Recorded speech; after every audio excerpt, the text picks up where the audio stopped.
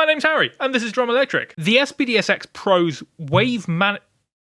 Good start. The SPDSX Pro has a Wave Manager, but it's called the app, and it's not as easy to find as the SPDSX. So here's how to do it. The first thing you want to do is just Google the term SPDSX Pro app. And that's the key thing, because I Googled SPDSX Pro Wave Manager, it's called the app. So search for that. The first thing you're going to find is the Roland.com just website, and this is what it looks like. Now you'll have this SPDSX Pro app.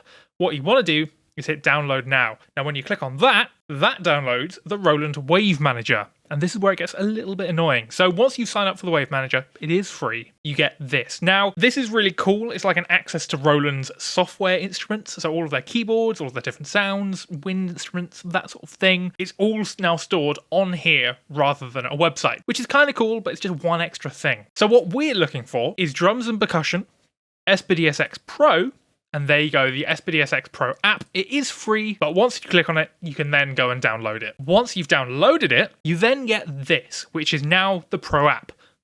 We made it. So all you have to do is plug in the SPDSX Pro with the same cable the SX is plugged in by, which is the USB-B cable or printer cable. And there we go. Easy as that. You don't even have to go into the SX Pro to change it from Wave Manager to audio/MIDI or back and forth or audio/MIDI to Wave Manager. You don't need to do any of that. Once it's connected, you just load data and start app.